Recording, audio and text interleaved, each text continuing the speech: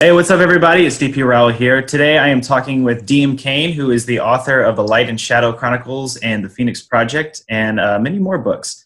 And so I had the pleasure of reading her middle grade novel, Soren, and I thought it was really great. So I asked her if she would want to join me in talking a little bit more about her writing. So thanks so much for joining me today. Thank you for having me here. Yeah, it's a pleasure. Yeah. So the first thing I wanted to ask you, I was looking on your website and everything, and I couldn't figure this out. What does DM stand for? I'm a primary school teacher, Okay. and so I wanted to have a pen name to separate my writing self and my teacher self, because though I have written one middle grade fiction book, some of my books are a bit more adult, so I didn't want the children in my class to go and pick up my books and read all about the sex and violence and things in those ones. Yeah. So yeah, I decided to choose a pen name. I had been advised by another author to pick a name that would place you alphabetically between other authors you admire. So I looked for a surname that fitted in between Terry Brooks and Suzanne Collins, which is where the Cain came from. And D and M was for my son Deacon and my husband Matt. And that was it. Oh, okay. Cool. So it's neither one of those are your name. No. That's cool. I actually, I go by for my books, I go by DP Rowell, just because I thought it sounded better than Daniel Rowell. But yeah, I go by Daniel, like no one ever calls me DP, but yeah, so I did that for one of the same reasons. I wanted a pen name for my book.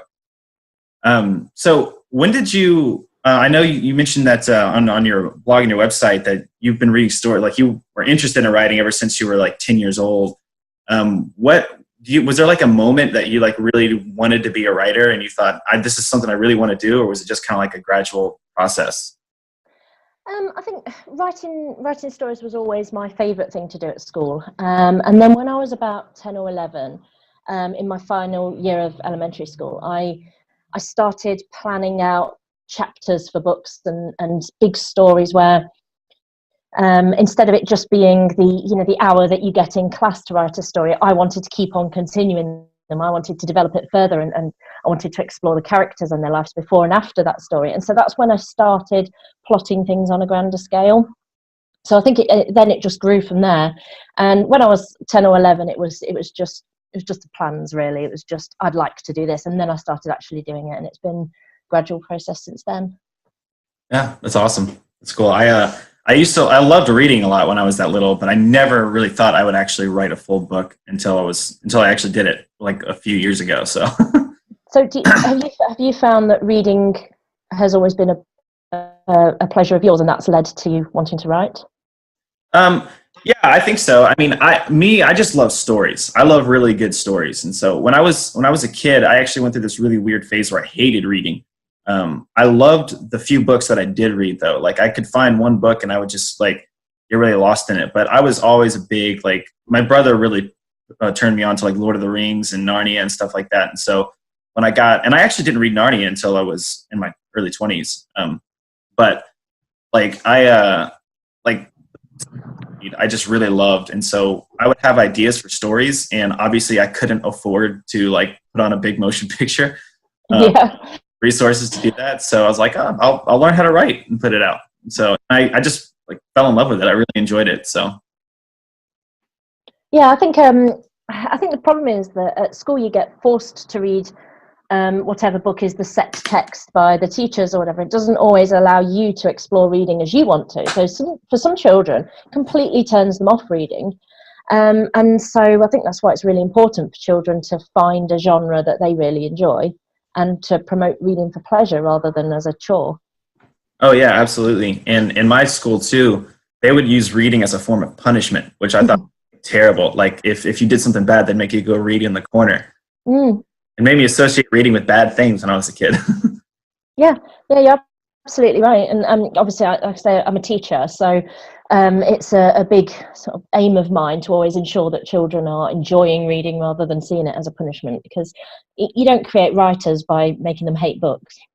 Yeah, absolutely. Have you found that being a teacher has helped you write younger characters a lot better? Like, you get to see what they go through and things like that?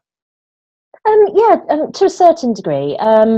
As I say, a lot of my other books were adult books with adult characters until I decided to write that the Soren book as a middle grade.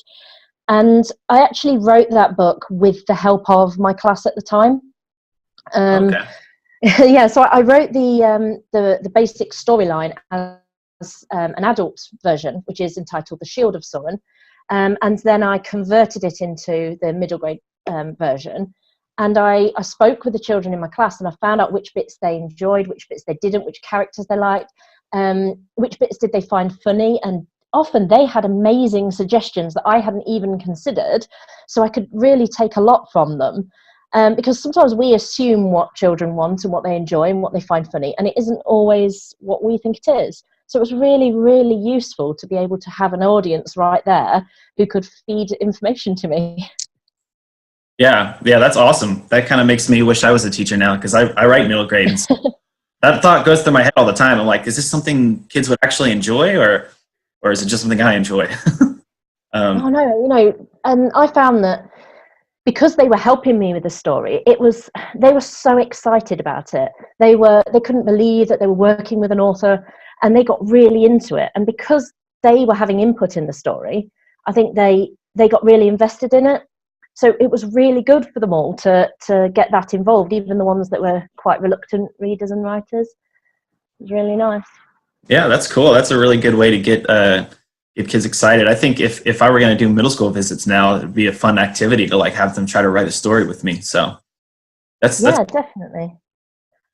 I also read on your website too that you went through a time where you and your husband visited like 14 countries together, and like on like a train through like all of Europe, which is awesome. I've never had the opportunity to leave the States, but I did for the past few years. I've lived all over the States, and they're pretty big. So like I took a train from South Carolina to San Francisco, and then I lived in New York City for a while, and then Austin, Texas. And when I was doing that, a lot, I just kind of naturally, I didn't realize it was happening, but my characters in my books were going through different parts of their world, and I realized that I was putting stuff that I was seeing into my story. And I was curious if the same thing happened to you, if you had when you were like traveling through all the different countries.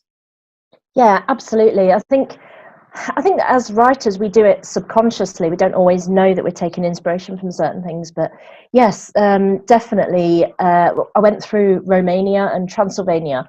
And so there was a lot of amazing dramatic scenery, huge mountains and pine forests miles deep, and the Gothic architecture and castles, Dracula's palace and things like that.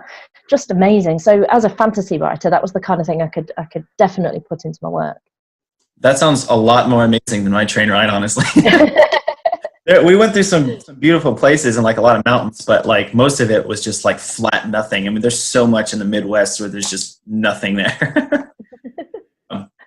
Makes me a little jealous now. I've never been to the US, so I'd love to go, and I know there's so much there to see, and it's just difficult, isn't it? Because, like you say, it's such a huge place that if you were to just pick one place, you're really not seeing everything there.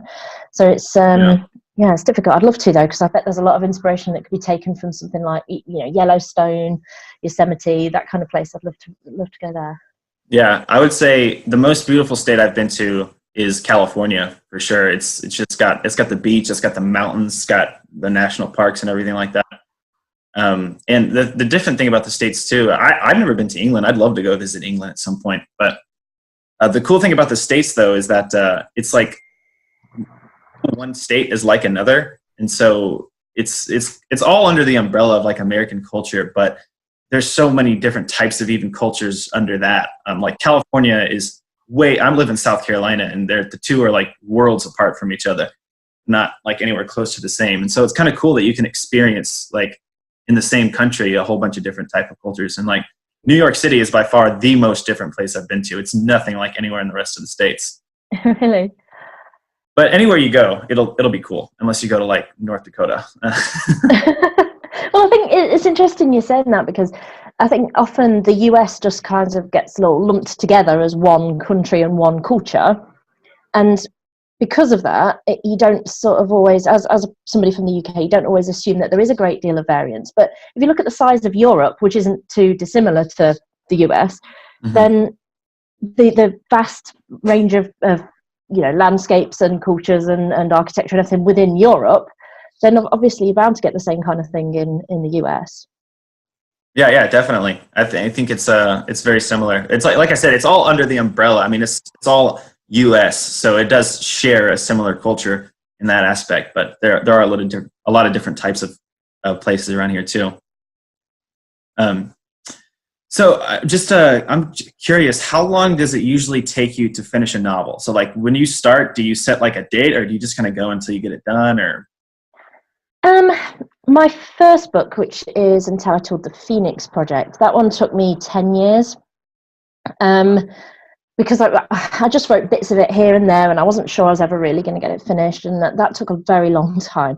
And then I got faster and faster. So my next one was 3 years, and the one after that was 1.5 years. So I'm getting quicker, but I don't like to set myself a deadline too much, because I feel that then I rush the story to try to get to the end. And I think my best writing is done when it sort of takes on a life of its own and it goes in its own direction. I love that feeling when you sit down thinking you're going to write one scene and something completely different happens, just because it's what comes out at the time and it's what works. And I love being surprised by my own writing. So I try not to stick to deadlines too much, because I don't want to limit that creativity. yeah, definitely. I think that there's a huge, like, a lot of writers will say that like you have to set goals and stick to them, or you're not going to finish the novel. But for me, it's more about like, I don't really set goals, but I do like, for me, my big thing is building habits. Like if I make a habit of writing all the time and writing every day, then that's the most important thing to me. And not that setting goals is a bad thing, but I found, kind of like you said, that it takes on a better, like when it sort of like takes, I forget exactly how you worded it, but what you said is what I'm trying to say. Yeah, definitely. Well, I think you're right. Habits is the most important thing, because for me, I find that if I leave it for a long time, if I go a couple of months without writing anything, then it becomes difficult to convince yourself to sit down and actually do it. It becomes, a big,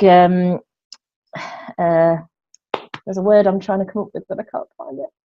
Like yeah, we'll go with that. Okay. And it's, yeah, you can't get yourself to want to do it. Whereas if you're used to writing and you go in every day or every week or however often, then you get into that habit and it becomes enjoyable more than sort of a task that you have to force yourself to do. Yeah, definitely. And on that note too, is once you start to get a really deep habit of it, if you go too long without doing it, you start to feel like not something, like, oh man, I gotta get back to writing. And you no longer force yourself to do it. It's like brushing your teeth. You just wake up and do it. Well, for most people anyways. But I think it's more than that as well. It's not even just that it's a habit. I found that when I was working full time, it's a busy, stressful job. I'd go out and teach all day. I'd come home and then I'd still be grading papers and planning, looking after my kids, all of that kind of thing. And then it gets to the evening, and that's when most people think that you want to sit down and relax. But actually, I'd get really edgy then if I didn't go and write. And people would say to me, well, how is it that you want to start work again when you've just got home from work? And I think it's because it isn't work to me. It's catharsis and it's relaxation. And the fact that I write fantasy means that it's escaping the pressures of the real world. Yeah. And there's nothing better than just diving into your own fantasy world and being with your own characters. Yeah, absolutely. I think that's definitely a really good point, is that it's not the same as work. It's like a way to get away from work and escape into a different world. For me, though, I find that I like having it written a lot more than I like writing it. Yeah.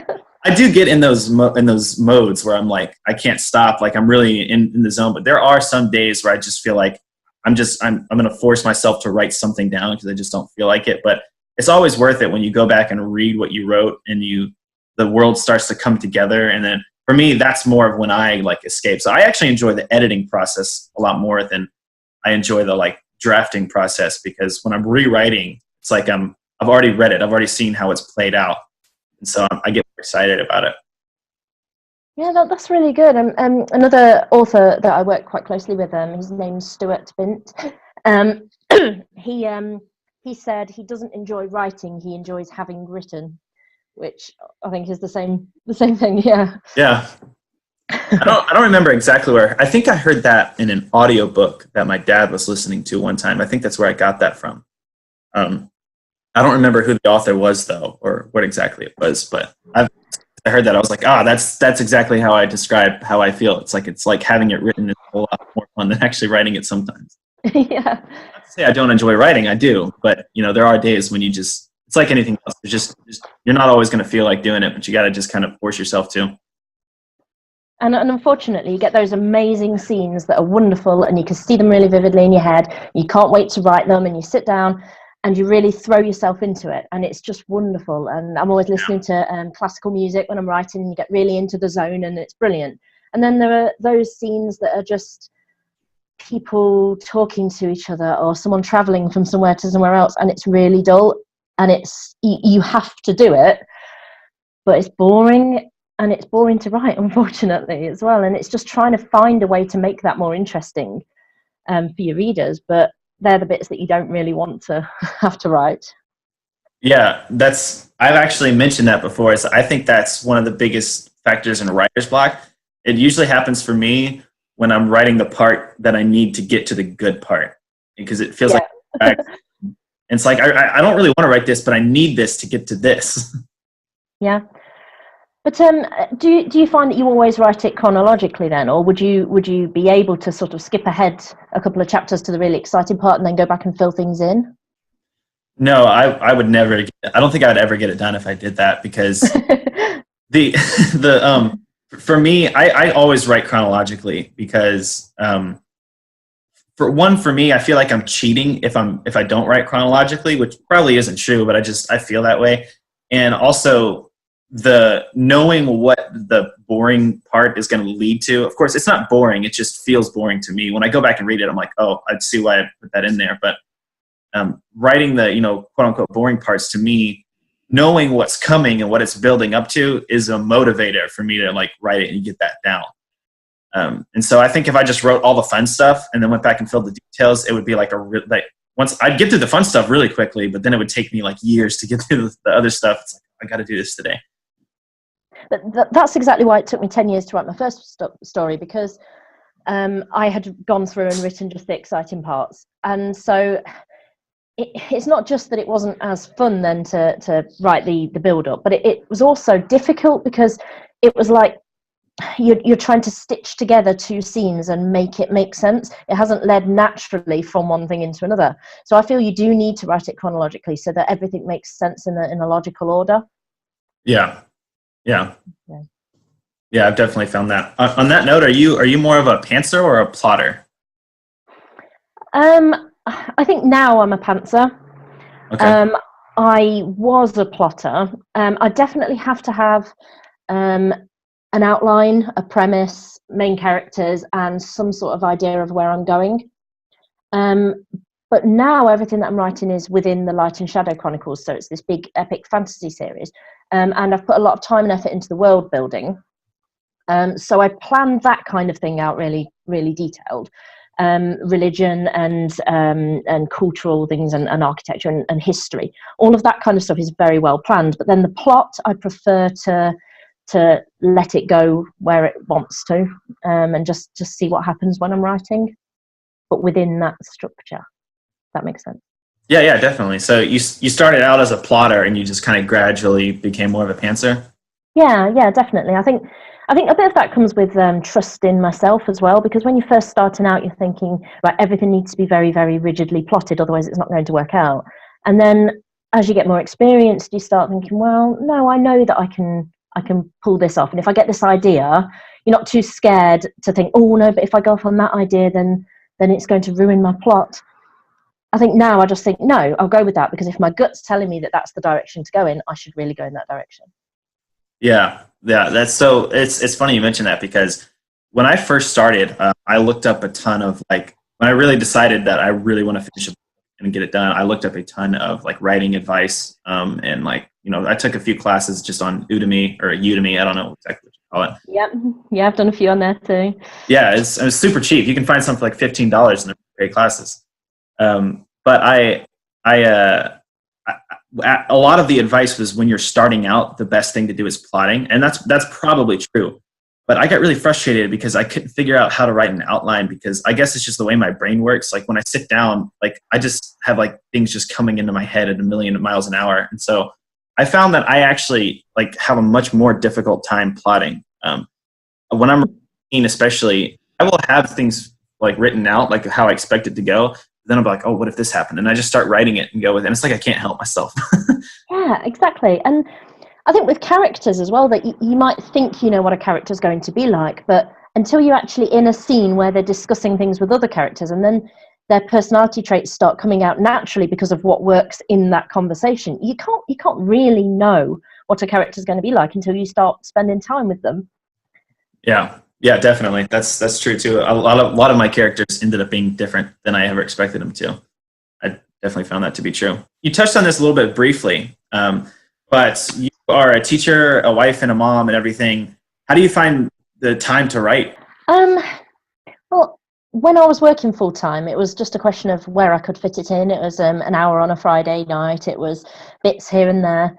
I'm not actually working full time now. I'm only working part time, so that helps a lot.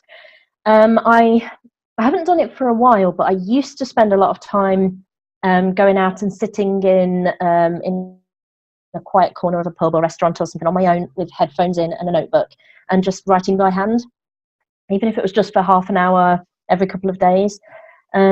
Because the one real challenge I've got is that writing at home is quite difficult when I've got a 1-year-old crawling around at my feet and I've got a 7-year-old begging me to play Minecraft with him.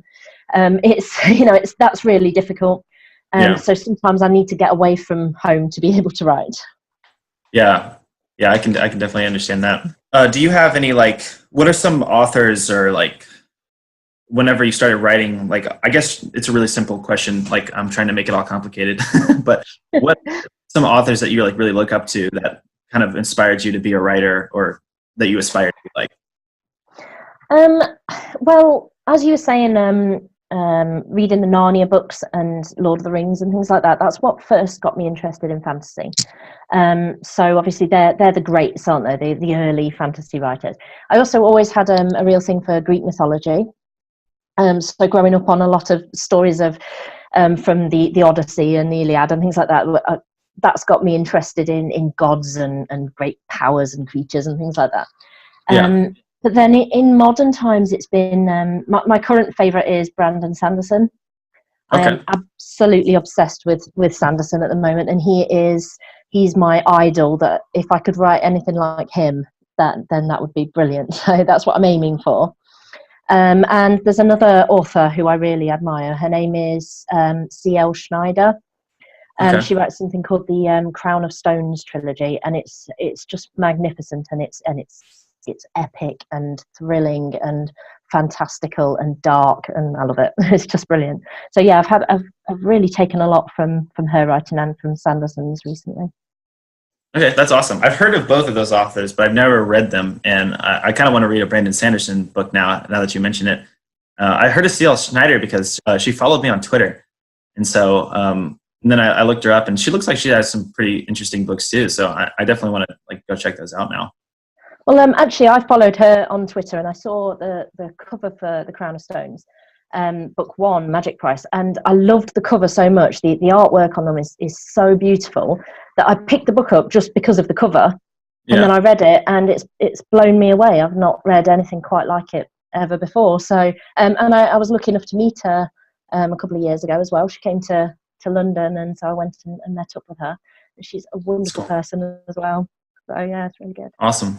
How far away is London from you? It's about an hour and a half on the train. So it's not too far. Yeah, I forget that in England you have trains that go like all over the place there. You can take a train on here from the East Coast, but to the other parts of the country, it's like train's not your best bet. So do you have to fly if you go from one state to the other, or is it driving, or? It's driving or flying most of it. I mean, I did take a train from South Carolina to San Francisco when I moved there, which that took me like 5 or 6 days. And it was like, I did it for fun because I wanted to like be able to look at the whole like just go through the whole thing and like I did a lot of writing on it there too. I wrote like a large portion of the second book in my series on that ride. But but yeah, ideally you would fly or drive.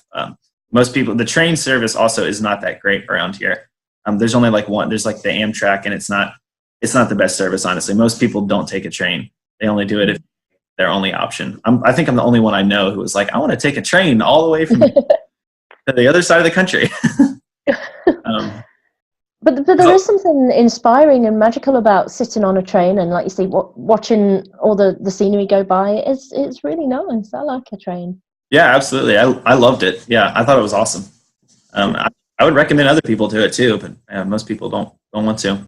I just wanted to stop and say, if you have not seen Avengers Infinity War, there are spoilers. A couple final questions I wanted to ask you, a little unrelated to writing, but I know that you're a Marvel fan, and I am too. So, like, for me, I was a kind of Marvel fan. Like, I liked it. They were interesting movies, and then I saw Infinity War, and then that movie just totally blew me away. It's like the most amazing thing ever. So I want to know, do you have any theories for what's going to happen in Endgame? I've spent the last year discussing theories about what I think is going to happen in Endgame. Oh, nice.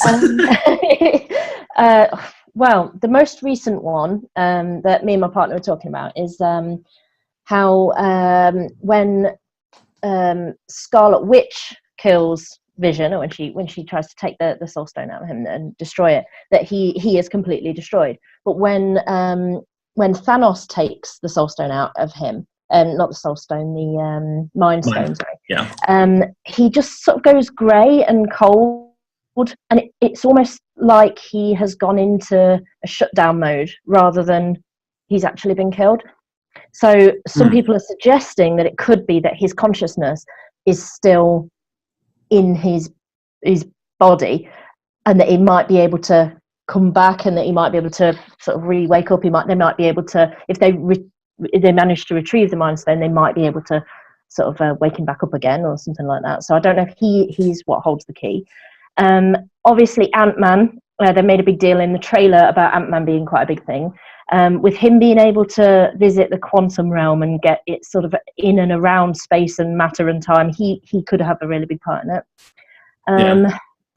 I don't know. I really thought that the Time Stone was going to be the way to do it.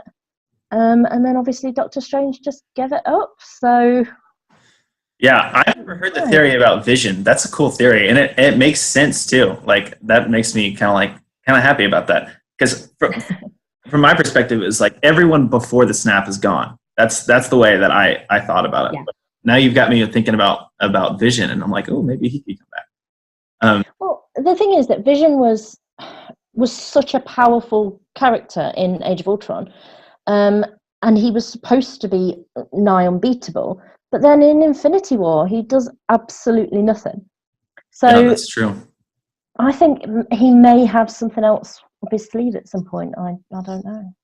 Yeah, that's a good point. That's a very good point. For the Time Stone theory, like, I thought the same thing, that like, why would, because Doctor Strange told Tony Stark, he was like, I won't hesitate to let either you or the kid die before giving up the Time Stone.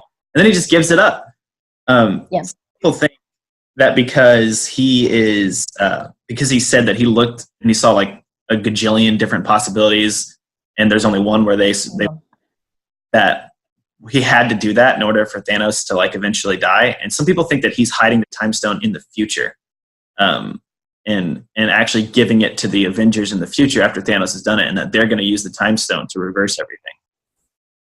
Well, obviously in the Endgame trailer, Captain America's back in his old outfit with his old hair, and I don't know whether it's going to be that that's him in the past, or whether it's going to revert somehow, and I don't know if they can manage to get the Time Stone, completely go back in time, and then everybody will be there and they can do something to prevent Thanos in the first place from coming. I don't know, but I don't know how they would get it back from him.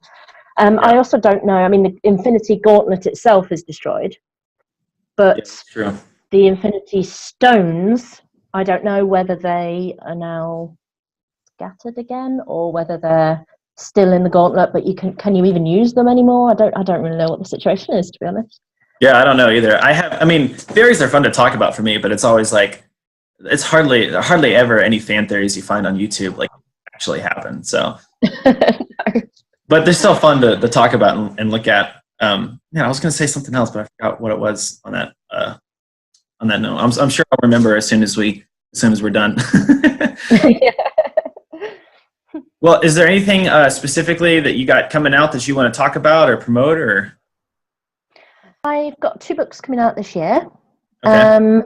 So I did release a novella called Genesis of Light, which is about the origin of one of the armies in my fantasy series. And I've got another one called Origin of Shadow, which is the origin of the other army. Okay. So they sort of go side by side. It's the same story, but told from 2 different perspectives. So I've got that coming out this year, and I've got another full-length novel. The Light and Shadow Chronicles is about this war between the Children of Light and the Brotherhood of Shadow.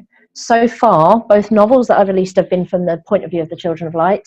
So this new one that's coming out is the first one that will be a Brotherhood of Shadow novel. So I'm quite excited about that. I really enjoyed writing that from the point of view of the bad guy. Yeah. That sounds awesome. Cool. Well, it was really great speaking with you. I really enjoyed it. Thanks so much for joining me today. Yeah, me too. Thank you very much.